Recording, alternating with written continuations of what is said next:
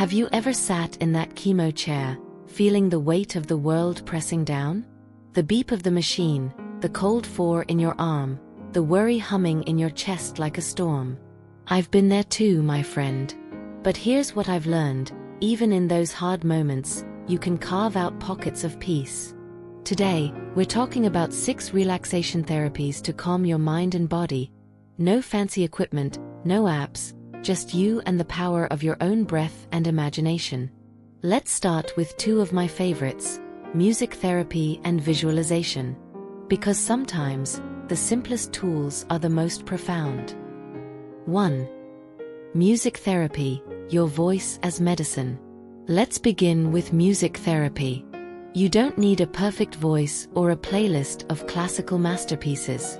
Even humming can work wonders. Here's how to try it. 1. Choose a song that feels like a warm hug, maybe a lullaby from childhood or a tune you danced to at your wedding. 2. Close your eyes and hum along, letting the vibrations ripple through your chest. 3. Tap your fingers gently on your lap, syncing with the rhythm. My neighbor, Evelyn, hummed "You Are My Sunshine" during her infusions. It drowned out the machine noises, she said. For 3 minutes, I wasn't a patient. I was just me again. Why it works: music lowers cortisol, the stress hormone, and distracts your brain from pain signals. It's like giving your worries a melody to float away on. 2. Visualization. Escape to your secret sanctuary. Now, let's try visualization. Close your eyes with me for a moment. Imagine standing on a beach at sunrise. Feel the warm sand under your toes. Hear the waves whisper. Smell the salt in the air. That's your sanctuary, a place no needle can reach. Here's how to build it. 1. Pick a memory or a dream place: a garden, a mountain trail, your grandma's kitchen. 2. Add sensory details. What's the temperature? What colors do you see? What's the texture of the air? 3. Visit this place for 5 minutes a day, during chemo, before bed, or whenever stress creeps in. My friend Carl visualized his fishing cabin in the woods. I'd imagine casting a line into the lake, he shared. The pain didn't vanish, but it felt smaller somehow.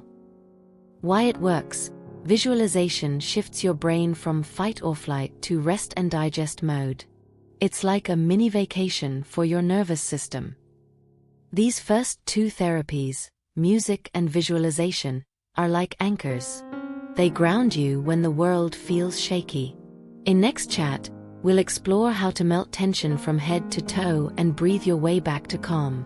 But for today, try humming that old song or escaping to your secret beach.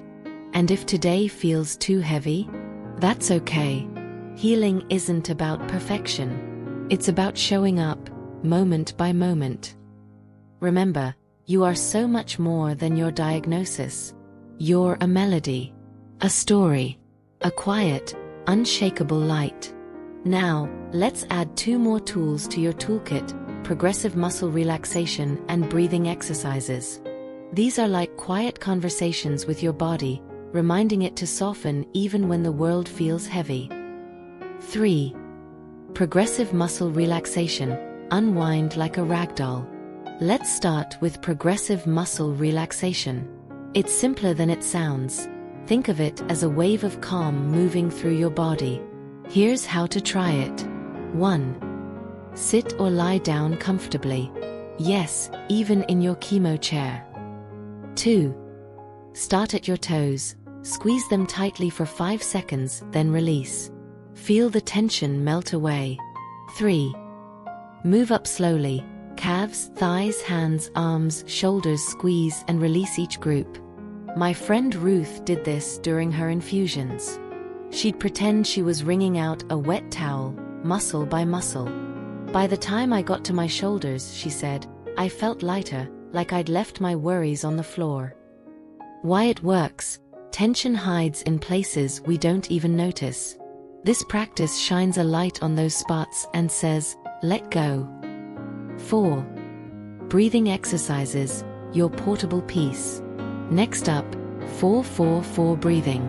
You can do this anywhere, waiting for lab results, sitting in traffic, or even mid-treatment. Here's how. 1. Breathe in through your nose for 4 seconds. 2. Hold for 4 seconds. 3. Exhale through your mouth for 4 seconds. Imagine you're blowing bubbles with a wand, slow and steady. My neighbor Henry called this his reset button. During scans, he'd whisper 4-4-4 like a mantra. It gave me something to focus on besides the noise, he said. Why it works. Controlled breathing slows your heart rate and tricks your brain into thinking, we're safe here. Try squeezing those toes or blowing imaginary bubbles. And if today feels like too much, that's okay. You're not here to be perfect. You're here to be you, brave, imperfect, and utterly human. Now, we'll round out our toolkit with 2 final therapies that might surprise you: laughter and gratitude. These aren't just feel-good words, my friend. They're lifelines, ways to spark joy and find light, even when the world feels heavy. Let's dive in. 5. Laughter therapy, your body's natural medicine. Let's start with laughter therapy. Now, I know what you're thinking. How can I laugh when I'm exhausted, scared, or in pain? Believe me, I've been there. But here's the secret. Even fake laughter can trick your brain into feeling lighter. Try this. 1. Smile for 10 seconds. Yes, force it.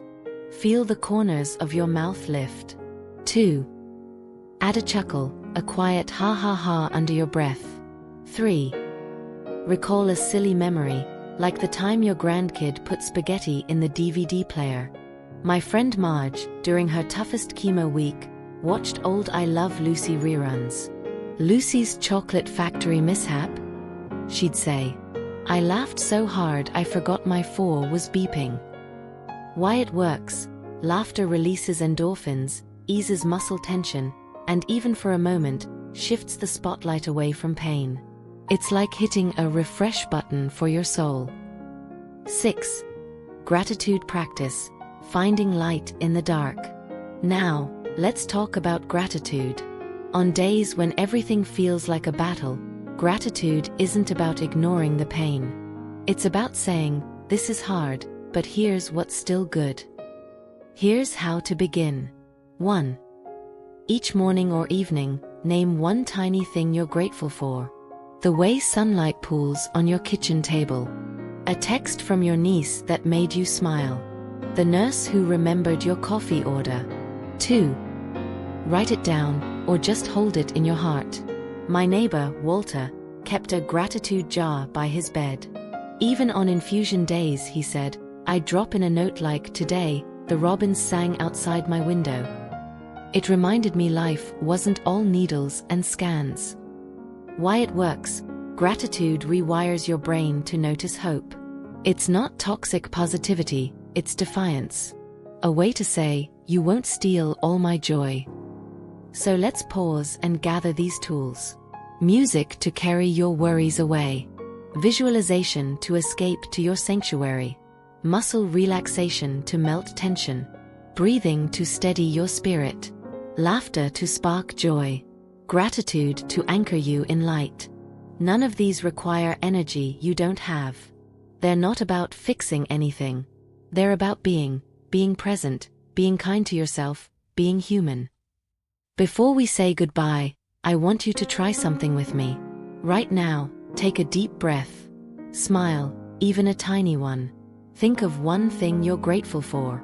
Maybe it's this moment, this breath, this chance to choose calm.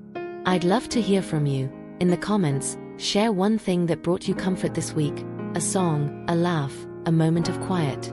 Your story could be the beacon someone else needs tonight. And if this series helped you, consider subscribing. We're here to walk this path with you, one breath, one laugh, one grateful moment at a time. Thank you for trusting me with your time and your heart. Remember, my friend, you are not just surviving chemo. You're teaching us all how to live bravely, gently, and fully. Until next time, keep finding your light.